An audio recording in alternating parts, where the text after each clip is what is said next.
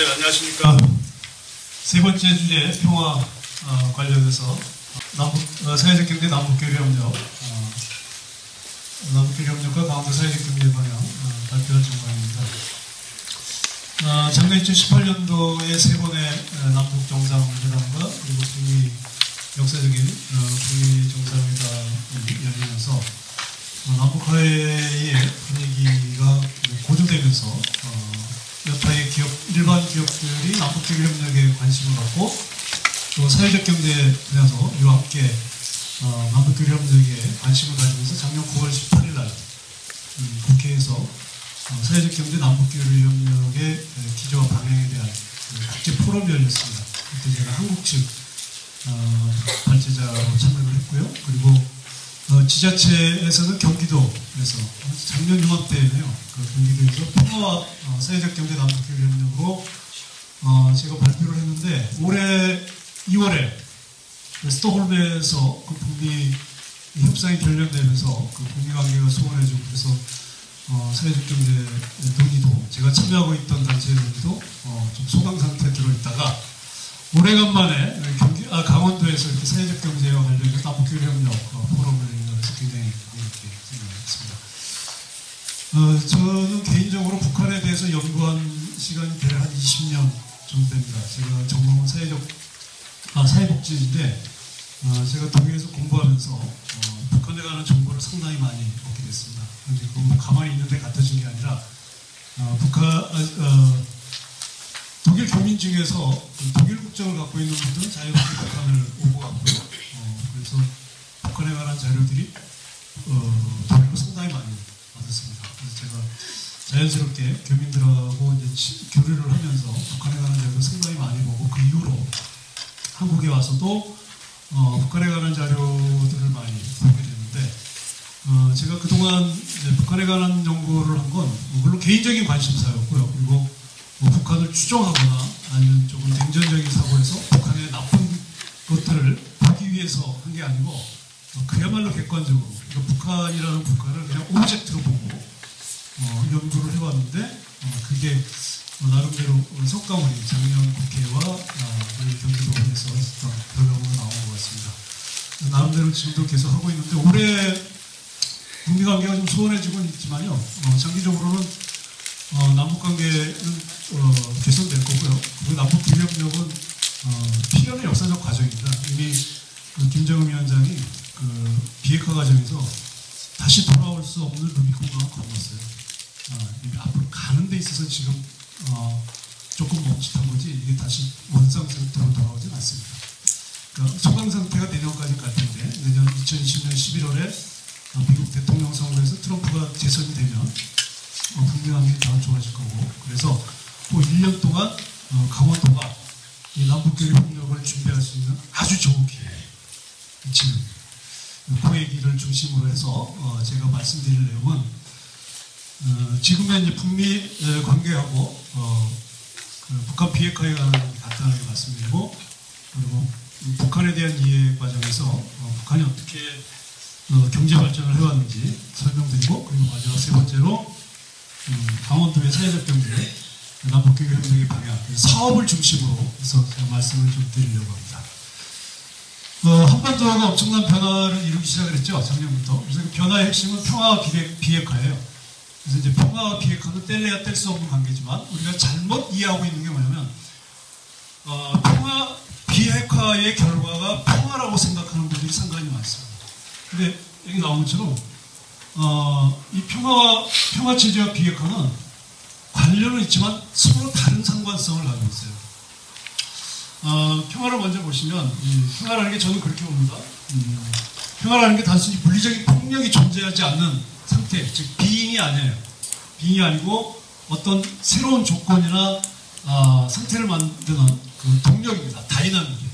평화는 그러니까 평화라고 하는 게 아주 고요한 상태가 어떤 갈등이나 대립이 없는 고요한 상태가 아니라 뭔가 새로운 조건을 만드는 어떤 그런 동력인데 우리에게 있어서 그런 평화는 뭐냐? 한반도의 태평성대를 이루기 위한 그 새로운 패러다임의 출발선이라는 거예요. 그러니까 평화가 결과물로 오는 게 아니라 평화는 이미 한반도의 새로운 패러다임을 만들기 위한 출발, 스타트라인이라고 하는 거죠. 그럼 지금까지 대한민국도 그리고 북한을 포함하는 한반도에서의 패러다임이 뭐냐?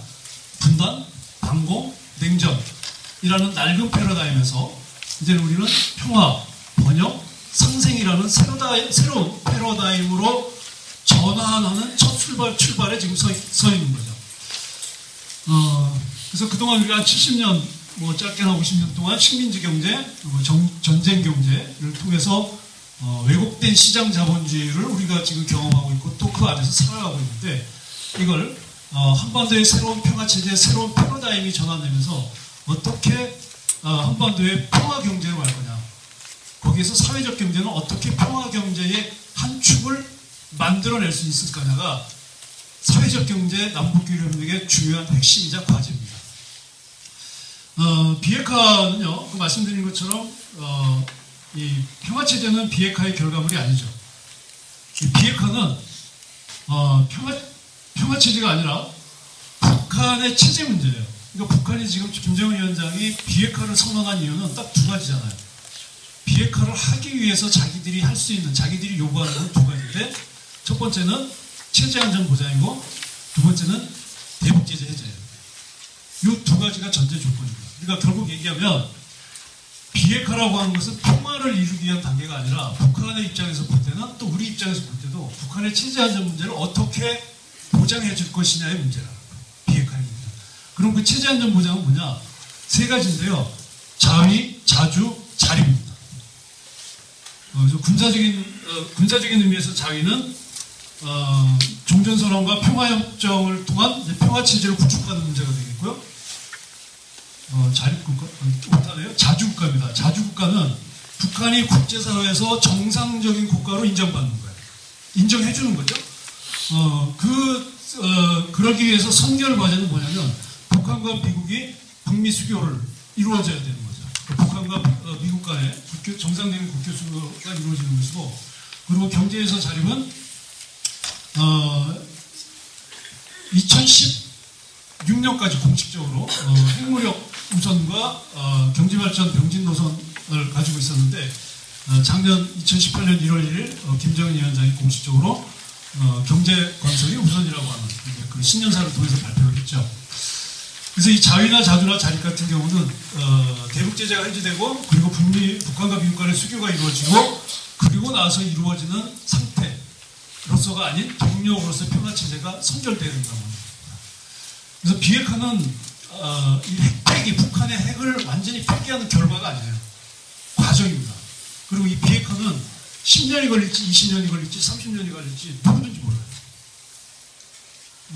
왜냐하면 이제 비핵화 과정을 써놨는데, 비핵화 과정이라는 건 유해, 폐쇄, 동결, 불능화, 폐기 과정을 겪게 되거든요. 유해라는 거는 현재 가지고 있는 핵실험을 하지 않는 거예요. 그러니까 핵실험을 하지 않는다는 건 핵기술이 더 이상 발전하지 않는다는 거거든요. 그리고 그 단계를 넘어서는 이제 핵시설들을 더 이상 운영하지 않는 폐쇄 동결이고, 그리고 이제 불능화는 현재 가지고 있는, 운영하고 있는 이제 그 핵 관련 시설들을 이제 파괴하는 거고, 이제 폐기는 완전히 이제 해체해버리는 거예요. 근데 지금 북한의 영변만 해도 핵 관련 시설이 약 400여 개가 있고요. 북한 전역으로 보면 약 4,000개의 핵 관련 시설이 있어요. 이걸 다 폐쇄한다? 거의 불가능합니다. 그래서 북미 관계가 지금 소강 상태에 있는데, 이유는 뭐 양국 간에 서로 다른 세법의 차이가 있기 때문에 그렇죠. 그래서 이 비핵화는 평화협정 또는 뭐 평화체제라는 틀에서만 이해할 수 없는 사안이라고 하는 복잡한 고도의 국제관계의 방정식이에요. 단순히 북한 핵시설을 폐기하는 차원으로 이해돼서는 안 된다는 거예요. 그래서 트럼프가 이런 얘기했죠. 20% 비핵화면 충분하다. 그 20% 비핵화가 뭐냐면 북한이 현재 가지고 있는 핵분열 물질, 핵물질, 핵무기에 이제 안고가 되는 핵물질, 또 플루토늄하고 고농축 우라늄을 생산하지 않도록만 해도 된다. 그게 20%예요. 그래서 트럼프가 20% 비핵화면 충분하다고 얘기했고요. 두 번째, 이제 2000년 이후에 북한 경제발전 과정을 살펴보면 김정일 시대, 아버지 김정일 시대에 가장 이제 획기적인 그 경제 조치는 2002년 7월 1일에 있었던 경제 개선 조치였습니다. 제가 북한을 쭉 연구하면서 김일성, 김정일 체제와 시대와 김정은 시대와의 큰 차이점을 하나로 얘기하라고 하면, 김일성, 김정일 시대는 예측 불가능한 시대였어요. 도저히 알 수가 없어요. 북한이 어떻게 변할지. 근데 김정은 시대에 들어와서는 예측 가능한 시대가 됐어요. 그래서 웬만한 정보만 알면요, 북한이 어떻게 갈 건지 다 알 수 있어요. 그 얘기는 뭐냐?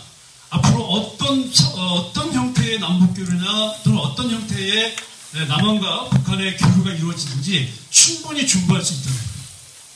이전에 할아버지, 아버지 때 김일성, 김정일 시대하고는 달라요. 그리고 김정은이 상당 부분 동기를 하고 있어요. 북한 체제에 대해서 그만큼 자신감이 있다는 거죠. 단 경제 문제에 있어서만큼은 김정은 위원장 본인도 상당히 초조감에 빠져 있는 건 사실입니다. 그거 뒷부분에서 하셔야죠. 그래서 북한 체제는 북한헌법 19조에 사회주의적 생산관계와 자립적 민족 경제를 분명하게 얘기하고 있습니다. 어떤 분들이 뭐 평양에 엄청나게 높은 건물들 올라가고 차단이고 경제 발전이 가시적으로 이루어지니까 뭐 자본주의 시장화가 됐다? 절대 아니에요. 자본주의 시장화가 되고 있는 게 아니라 자본주의 시장이 가지고 있는 시장 탄력성을 북한식 사회주의 경제에 적용하는 과정이에요. 이거를 구분 못하면 출발부터 달라지게 됩니다. 그래서 사회주의 경제 원칙을 지키면서 이제 내부 체계를 개선하는 데 목표가 있었고, 2002년 7월 7일 경제 개선 조치가 나오게 된 배경은 1995년부터 세계 각국이, 세계 서방 세계가 북한에 대한 그 제재를 하기 시작한 이제 94년, 95년부터 북한이 엄청난 어려움을 겪죠. 그래서 95년부터 98년까지 소위 고난의 행군을 겪어요. 그때 기아로 사망한 북한 인구가 뭐 100만, 200만, 300만 통계가 다 다른데 정확하지 않습니다. 몇 명이 기아로 아사했는지 모르는데 어쨌든 엄청나게 많은 인원이 사망한 건 사실이에요. 굉장히 어려웠던 과정을 겪고, 그리고 2000년도에 김대중 대통령과 김정일 위원장이 이제 회담을 하면서 그 이후에 김정일 이제 그 취재 때 비공식적인 그 고난의 행군 때 생겨났던 소위 장마당, 그러니까 비공개 시장이죠. 북한의 인민들끼리 서로 이제 비공식적으로 하던 경제 활동을 공식화한 게 2002년 경제 개선 조치예요. 그래서 이거는 굉장히 어려웠던 북한의 이제 그 경제 시대 당시에 당에 의해서, 국가에 의해서 공급됐던 배급 체제가 다 무너졌어요. 거의 다 무너져요. 그래서 이 배급 체제를 개선한 게 7일 경제 개선 조치인데, 이때 이제 이루어졌던 게 이제 뭐 가격 결정 분권이라든지, 그 다음에 가격과 임금의 현실화, 그 다음에 화폐 임금제 도입, 그리고 2009년도 이후에 화폐 개혁을 하죠. 근데 결국 실패하죠. 그래서 2002년도 김정일이 죽기 전에 했던 획기적인 경제 개선 조치가 바로 7일 경제 개선 조치인데, 이걸 이어서 김정은 위원장이 이제 계속 이어서 가요. 2011년 12월에 김정일 위원장이 갑자기 사망하고 나서 이듬해 2012년도에 김일성 주석 탄생 9주년, 태양절이죠. 이때 이제 김정은 위원장이 공식적으로 국가 지도자로서 첫 연설을 하게 됩니다. 그때 얘기했던 내용들이, 그때 얘기한 게 뭐였냐면 경제 강국 건설과 인민 생활 향상이었어요. 그러니까 아버지 김정일이나 할아버지 김정일 때 못 들었던 얘기예요. 근데 김정은이 2012년 태양절 열병식 때 했던 연설이 저거였어요. 그러니까 인민들을 잘 살려야겠다. 그리고 이듬해 2013년 3월 31일 노동당 중앙위원회에서 3월 전원회의에서 공식적으로 경제 건설과 핵무력 건설 병진 노선, 이 병진 노선이 공식적으로 채택이 됩니다. 김정은 시대에. 그리고 그해 5월에 이제 최고인민회의에서 경제개발국법을 채택을 해요. 이게 뭐냐면 경제개발하겠다는 거거든요. 지금 북한의 경제 조치 중에 크게 이제 경제특구하고 경제개발부가 있죠. 경제특구하고 개발부하고 차이점은 뭐냐면, 경제특구는 중앙정부가 독점적으로 운영을 해요. 관리도 하고, 그리고 들어오는 외국 투자기업도 다 관리를 하는데, 가장 중요한 차이점은 뭐냐면, 경제특구는 경제특구 안에 있는 그 외국 투자기업들의 직원이나 임직원들이 밖에 있는 북한의 주민들하고 접촉하면 안 됩니다. 폐쇄된 공업단지고, 경제개발법은 중앙에서 관리를 하지만 자율권은 지자체가 가지고 있어요. 지방이. 그리고 주민들과 얼마든지 교류할 수 있어요. 그러니까 이제 강원도가 남북교류 협력을 한다면 이 경제개발국법에 의해서 특정 경제개발구와 함께 협력할 수 있어요. 물론 그 중앙이 관리하지 않는다고 하더라도 일정 부분 하지만 80~90%의 결정권은 북한의 그 지방인민위원회에 있어요. 지방인민위원회, 도인민위원회가 결정을 해요. 여러 차이가 있고요. 그리고 이제 2016년부터는 굉장히 중요한 북한의 이제 경제에 관련 결정이 이루어지는데 2016년 5월 6일부터 9일까지 7차 당대회가 열려요. 이때 뭐가 결정됐냐면 국가경제개발 5개년 전략이 결정됩니다. 그래서 2016년부터 내년 2020년까지 지금 국가경제개발 5개년 전략이 지금 시행 중인데 이때 내세웠던 목표가 뭐였냐면 인민경제 전반을 활성화하고 경제 부분 간 균형을 보장하며 나라의 경제를 지속적으로 발전시킬 수 있는 토대를 마련하는 것. 그래서 세부 전략으로 우리식 경제 관리 방법과 그리고 사회주의 기업 책임관리제라고 하는 북한 사회주의식 시장 탄력성을 활용한 새로운 경제 운용 체제를 발표합니다. 그래서 우리식 경제 관리 방법은 김정은 위원장 집권 초기부터 지속적으로 제시해왔던 사회주의 경제 개선 조치, 그러니까 아버지 김정일 때 했던 2002년 7일 사회주의 개선 조치 플러스 김정은식 경제 개선 조치, 우리식 경제 관리 방법이. 그리고 사회주의 기업 책임 관리제는 뭐냐면 김정일 시대까지 없었던 공장이나 기업소 협동공장, 주로 이제 기업소나 공장에 상당한 자율권을 부여합니다. 그래서 지배인들이 생산을 해서 이제 판매를 해서 남은 수익금 중에 일정 부분 국가로 다 혼납을 해야 되거든요. 바쳐야 되거든요. 세금 비슷하게. 근데 그 부분을 상당히 깎았어요. 그러니까 국가에 납입해야 되는 돈을 깎아주고 남는 돈을 그 기업이나 공장에서 자율적으로 사용해라. 그러니까 월급을 더 주든지 아니면 기계를 사든지. 그러니까 이게 생산성이 엄청 높아진 거예요. 그러니까 김정은이 택한 게 아닌 거예요. 근데 이 사회주의 기업 책임제 관리제가 되면서 사회주의 기업 경영학이 나온 거예요. 그래서 북한의 이제 정기 간행물 중에 경제연구라는 자료가 분기별로 나오는데 거기에 보면 북한의 사회주의 경영학 상당한 수준에 있다는 걸 알 수 있습니다. 그래서 제가 뒷부분에서 얘기하는데 이것도 남북교류협력에서 사회적 경제의 경영과 북한식 사회주의 기업의 경영을 비교 연구하는 연구도 굉장히 의미가 있을 거예요. 이런 것들이.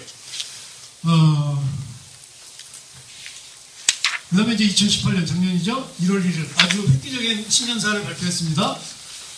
국가 핵무력이 완성됐다. 그래서 앞으로는 경제 기반에만 집중하겠다. 그런데 그 전에 2017년 북한하고 미국하고 살벌했죠. 전쟁 일본 직전까지 가고 그랬는데 그게 2017년 11월에 ICBM 대륙간 탄도미사일을 발사를 했어요. 실험을 했습니다.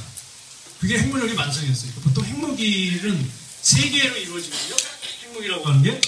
그러니까 기본적으로 일단 그 핵분열 물질, 핵물질, 그러니까 플루토늄하고 이제 고농축 우라늄을 보유를 해야 되고, 그리고 이 핵분열 물질을 폭발시킬 수 있는 기폭 장치가 필요해요. 기폭 장치. 그리고 이 기폭 장치를 합체할 수 있는 운반 시설, 미사일, ICBM이죠.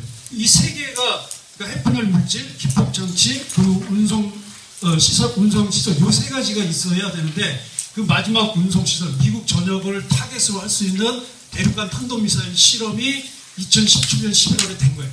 그 3개 중에 마지막 과정이 다 된 거예요. 그래서 김정은이 2018년 1월 1일 날 핵무력을 완성을 선언하고 경제발전을 제시했죠. 그리고 작년 4월 20일 날 이제 제7기 3차 전원회의를 했는데 전원회의는 이제 노동당 중앙위원회 위원하고 이제 후보위원들이 같이 참여하는 북한의 최고인민회의 말고 북한에서의 의사결정에서 상당히 중요한 회의입니다. 1년에 한 번씩 열리는데 작년에 열린 거에서 그 결정사항이 뭐였냐면 우리는 이제 국가 핵무력을 다 완성했으니 사회주의 경제 건설에만 집중하겠다라고 다시 확인한 것이 작년 7기 3차 전원회의였어요. 그래서 여기서 이제 결정된 것들이 이제 이런 거예요. 핵실험을 이미 우리는 이렇게 해서 다 했고, 그 다음에 핵실험 중단하겠다, 실험 발사 중단하겠다, 그리고 세계적인 핵 군축을 위해서 국제적인 노력을 하겠다. 이거는 미국을 타겟으로 한 거예요. 미국의 핵무기 없애라 계획이죠. 그리고 핵무기 사용하지 않고 핵무기와 핵기술 이전하지 않겠다. 그리고 사회주의 경제건설과 인민생활 향상시키겠다. 그리고 이제 올해 제7기 4차 전원회의가 4월 달에 열렸죠. 내년이 이제 국가 경제개발 5개년 전략이 내년 마지막이기 때문에 이제 그걸 더 박차를 가하기 위해서 이제 보통 이제 전원회의는 1년에 한 번인데 이번 주에 또 제 7기 5차 전원회의가 이번 주에 열립니다. 이게 북미 관계를 논의하려고 하는 건지 아니면 내년도 국가경제개발 5개년 전략을 최종적으로 다그치기 위한 건지 모르겠으나 이번 주에 마지막 5차 전원회의가 이제 열립니다. 그래서 김정은 시대 경제건설을 요약하면 이렇죠. 목표는 사회주의 경제건설 강국과 건설과 인민경제발전 이 세 가지. 그리고 특이한 게 뭐냐면 김정은 시대에 들어와서 그 이전에는 이제 당하고 군이 북한 경제를 이끌어왔는데 김정은 시대에서는 내각으로 바뀌었어요. 그래서 지금 국무위원회 위원장이 김정은이죠. 그 부위원장이 지금 내각 총리를 맡고 있는 박범주예요. 서열 2위입니다. 그래서 지금 내각이 북한 경제에서 상당히 중요한 역할을 하고 있고 내각 주도의 경제 발전을 하고 있고 우리식 경제관리연구원, 내각 중심제, 그다음에 5개년 전략, 대외 개발 이런 것들을 하고 있고요. 그래서 경제특구하고 경제개발부가 현재 이렇게 개발이 되고 있고요. 이건 아까 제가 설명을 드린 거고요. 중요한 건 이거겠죠. 자, 그러면 남북교류 협력을 위한 강원도 사회적 경제 방향은 뭐냐? 거시 전략, 먼저 거시 전략으로는 남북교류 협력 추진을 위한 TF 구성을 하는 게 좋습니다. 이거는 민간 거버넌스 구조로 가야 되겠죠. 지금 경기도는 소통협력국이 있고요. 밑에 민간협치과가 있습니다. 그래서 제가 그 민간협치과의 사회적 경제 담당 거버넌스 민간위원으로 참여를 하고 있거든요. 이런 부분도 강원도에서 TF를 구성하면서 민간 거버넌스 구조로 가는 게 좋을 것 같고요. 그 다음에 이 펀드 상품은 우리나라가 공식적으로 그 사회적 금융을 할 수 있는 제도적 기반이 법적으로 안 갖춰져 있습니다. 그래서 이거를 일반 금융기관과 협력을 해서 펀드 상품, 금융상품을 개발하는 거예요. 뭐 1,000억을 모아서 펀드로 팔든지 아니면 해서 지자체 일부 되고 그 다음에 금융기관은 그 펀드 상품을 관리하고 그리고 이제 그 민간 사회적 경제 지원센터나 아니면 협력체를 만들어서 펀드 상품을 판매를 해서 기금을 마으는 것도 괜찮겠다.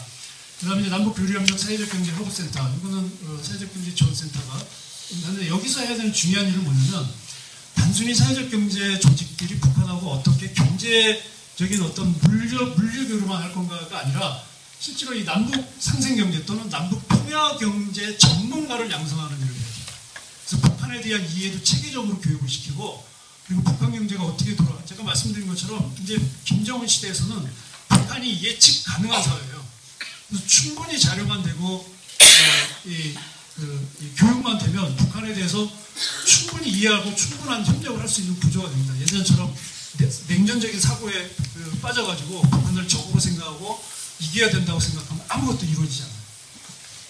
그 다음에 세 번째는 해외 권위 있는 평화 및 사회적 경제 관련 연구기관들하고 네트워크하는 건데 제가 여기 제시했던 덴마크의 그 노르딕 아시아 연구소는 이 헬 핑거슨 박사가 지금 이제 은퇴를 하고 북경에 와 있고 남북한을 굉장히 많이 보고간 분이에요. 그래서 남북한에 대해서 굉장히 잘하는 분이고 실제로 계속 비공식적으로 우리 남한의 이쪽 북한 관련 경제단체하고 교류를 하고 있는 분이에요. 제가 예를 들은 거고요.